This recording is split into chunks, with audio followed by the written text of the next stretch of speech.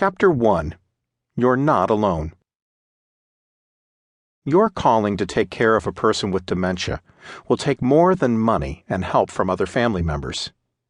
It's a giving of yourself as a person, which includes time, energy, commitment, and love. It also means you will enter a new world of continuous loss as you watch someone you love slip away from you, and there is nothing you can really do to stop the process. You will enter a world of upheaval as you watch this disease continue. Add this to all of your other responsibilities, and you may feel as though you're carrying the weight of the world upon your shoulders. As one daughter said, "I feel like I'm doing it all and there's no relief. Others don't understand." And they may not. Don't count on receiving thanks or recognition from others. You may end up feeling invisible. This book has not been easy for me to write. Many thoughts and feelings were activated because I walked this path with my wife Joyce for more than 2 years. I didn't realize how much anticipatory grief I was in until after she died.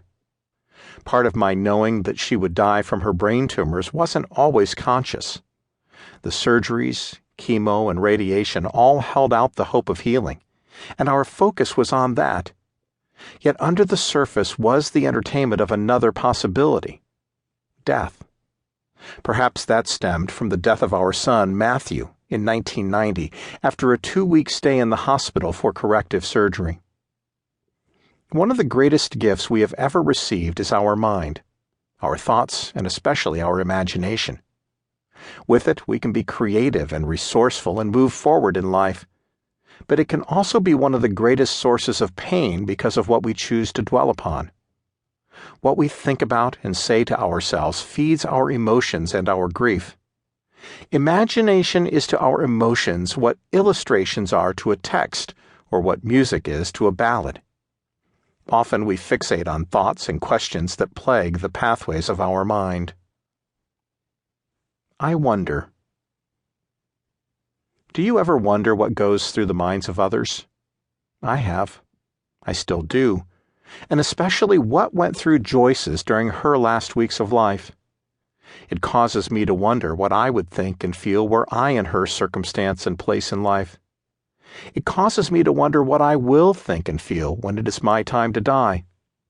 At age 70, and because Joyce is already gone, that is much more real than ever before. I see it less as an ending and more as a transition, a beginning. The hundreds of cards and emails I have received in the past month have had a consistent theme that leads to a sense of comfort and reassurance. But every now and then, I still wonder. I wonder what went through Joyce's mind each morning when she woke, knowing there was a sleeping enemy within her head that could awaken at any time, and eventually did.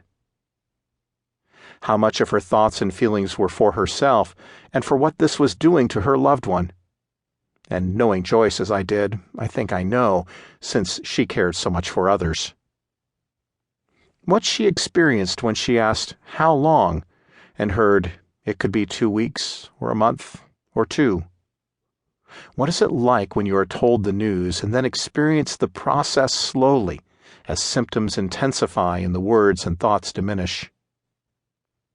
What frustration it must have been to think you've said something clearly and then see the puzzlement and wonderment on the faces of others and realize you didn't say what you thought. Did the pain and discomfort at the last overshadow looking forward to going to heaven? Could she remember the comfort of the Scriptures? Could she remember and hear and feel our expressions of love? I hope so. I have a number of other wondrous thoughts, but they will remain in this state, at least for now. Finally, brothers, whatever is true, whatever is noble, whatever is right, whatever is pure, whatever is lovely, whatever is admirable, if anything is excellent or praiseworthy, think about such things. Philippians chapter 4, verse 8. Perhaps you relate to these thoughts and questions that I had. Perhaps they are ones you may want to consider at this time. If you are listening to this book, it is because you either already understand the feelings I am talking about, or you are preparing yourself for what is to come. To keep listening to this audiobook, I've left you a link in the description so you can do it, at no cost thanks to Audible's 30-day free trial.